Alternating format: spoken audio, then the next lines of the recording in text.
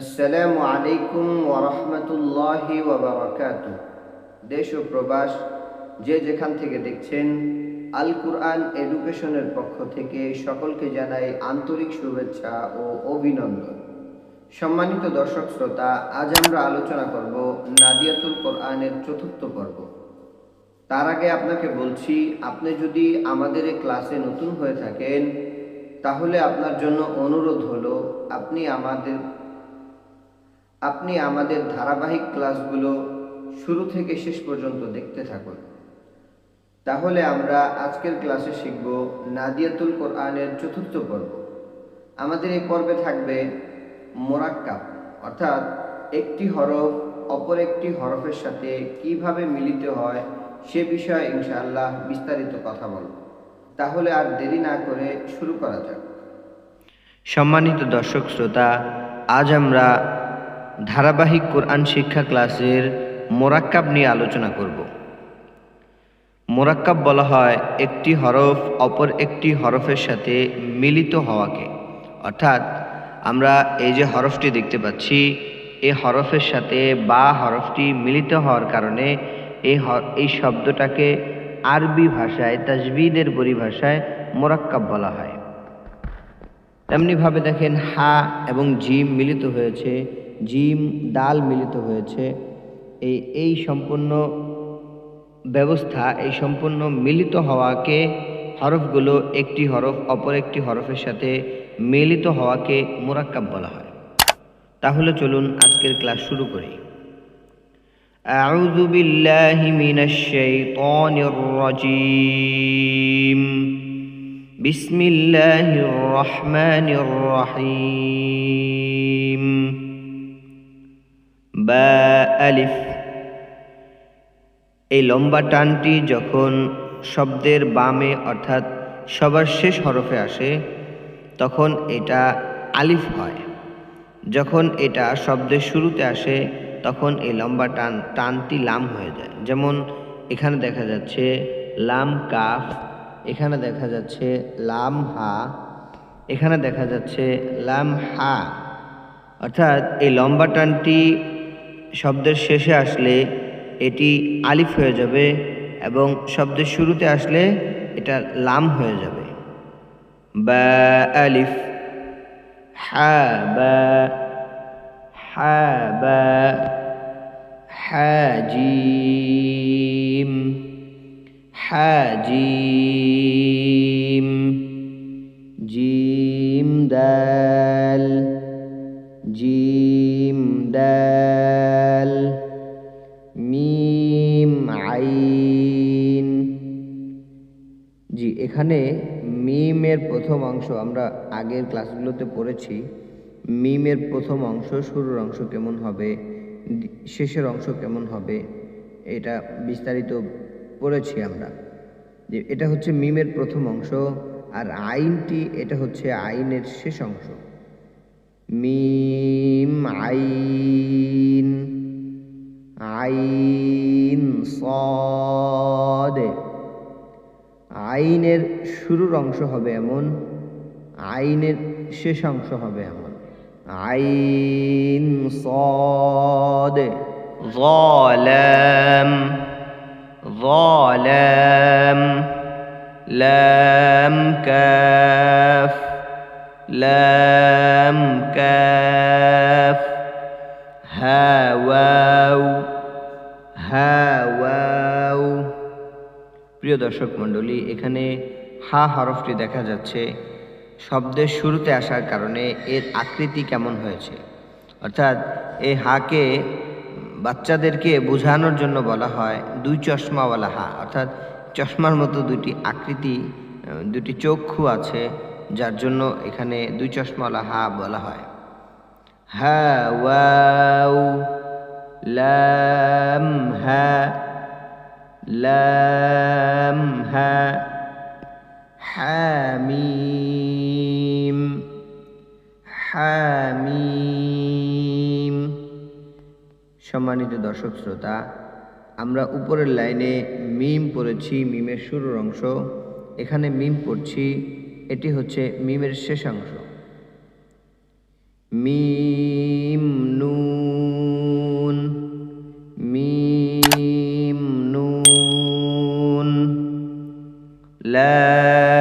আলিফ, লাম আলিফ। লাম আলিফকে আলাদা আলাদা করেও লেখা যায়, এইভাবেও লেখা যায়। তবে কোরআন কারিমের মধ্যে এই ব্যবহারটি বেশি আসেনি, বেশি আসছে আলাদা আলাদা করে লেখা। ওই শব্দ ওইভাবেই বেশি এসেছে, এইভাবে বেশি আসেনি। লাম হা, লাম হা।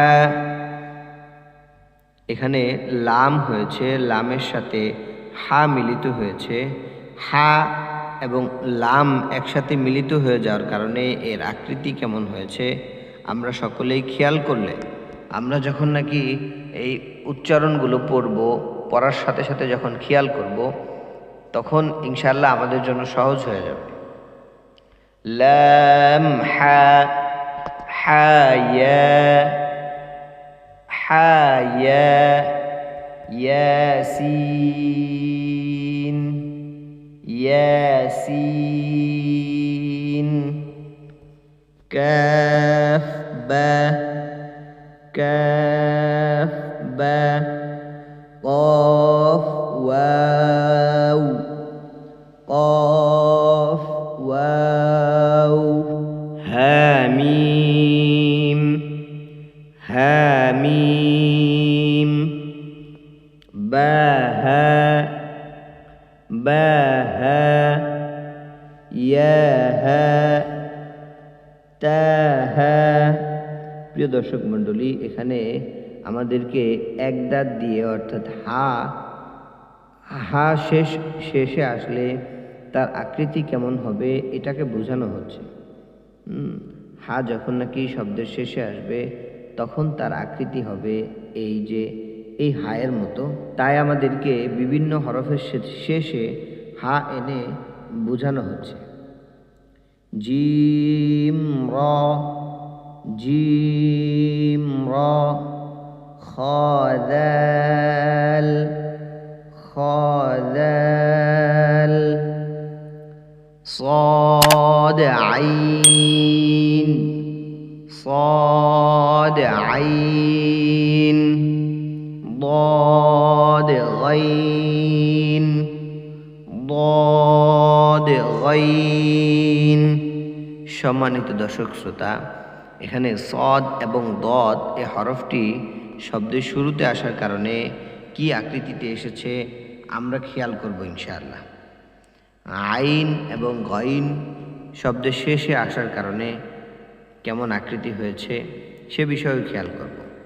ফাজিম, ফাজিম। ফা শব্দের শুরুতে আসার কারণে এভাবে হয়েছে। জিম শব্দের শেষে আসার কারণে পরিপূর্ণ জিম এসেছে। ইয়া ফা, ইয়া ফা। লাম হামজা, লাম হামজা। জিম হামজা, জিম হামজা।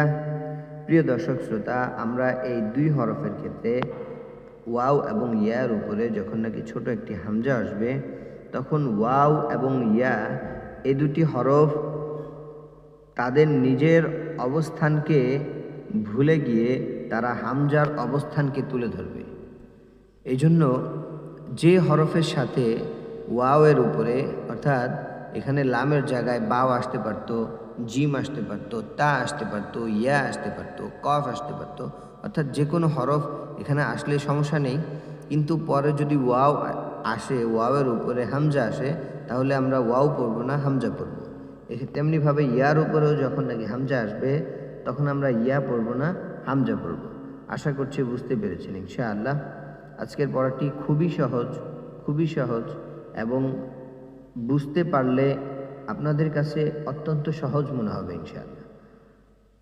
তাহলে আর দেরি না করে আজকের পড়াটি মনোযোগ সহকারে পড়ুন ইনশাআল্লাহ। আল্লাহ তাআলা আমাদের সবাইকে কোরআনুল কারীম সহি শুদ্ধভাবে পড়ার তৌফিক দিবেন ইনশাআল্লাহ।